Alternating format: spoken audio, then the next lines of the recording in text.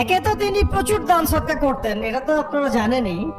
আরেকটা জিনিস অনেকে জানে না, তিনি উটের পিঠে বসেছিলেন, কিছু একটা খাচ্ছিলেন, এই দুই একটা দানা পড়ে গেছে নিচে। উটের পিঠ থেকে নেমেছেন, নেমে সেই দানা উঠিয়েছেন, ধুয়েছেন, আবার খেয়েছেন। তার এই দুই চারটা দানার কোনো কিন্তু মানে পরোয়া না করলেও চলে, তার প্রচুর অর্থ সম্পদ আছে। 30,000 সেনাবাহিনী দায়িত্ব নিয়েছেন, সেনাবাহিনী যাবে, থাকবে, খাবে, তাঁবু টাঙাবে, সব দায়িত্ব তার। 30,000 সেনাবাহিনীর দায়িত্ব নেওয়া কি চারটাখানি কথা? নবী সাল্লাল্লাহু আলাইহি ওয়াসাল্লাম বলেছিলেন যে তোমাকে আল্লাহ পাক রিজিক বাড়িয়ে দিবেন না কেন? তুমি রিজিকের যে তাজিম বা যে সম্মান তুমি করো, এর বদৌলতে আল্লাহ পাক তোমাকে বেহিসাব রিজিক দিবেন। খেয়াল রাখবো, আমলের মেহমান হৃদয়ের মধ্যে আসলে তাকে ফেরাই না দেওয়া, তাহলে সেই মেহমান কিন্তু আর আসবে না।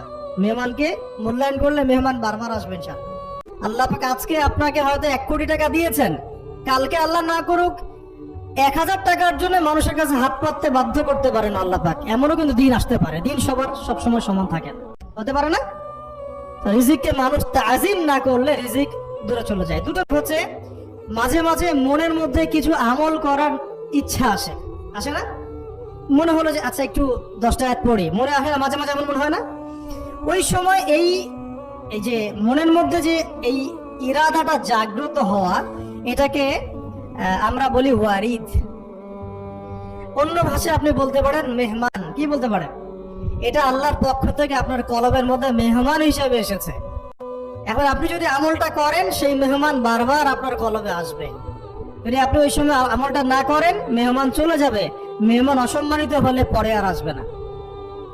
এমনি তো হারামের যুগ, এমনি সুদের যুগ, এমনি ঘুষের যুগ। অলমোস্ট এভরি ফ্যামিলি সুদখোর এখন, অলমোস্ট এভরি ফ্যামিলি। এটা কেন বললাম? একটা সুদখোরের ঘরে তুলে দিতে সে দ্বিধাবোধ করতেছে না, একটা দুর্নীতিবাজের ঘরে তুলে দিতে দ্বিধাবোধ করতেছে না, একটা ঘুষখোরের ঘরে তুলতে দ্বিধাবোধ করতেছে না, একটা মানে কি বলবো মাদক সেবী, ড্রাগ এডিক্টেড, বা এই যে আর কি বলবো ফাসেক, জালেম, এই ধরনের ঘরে উঠাই দিতেও সে দ্বিধাবোধ করছে না। 5তলা বাড়ি চাই আমার মেয়ে 5তলা বাড়ি থেকে সুখে থাকবে। এই যে সুখের ডেফিনেশন এখানে দিয়েছেন আপনারা।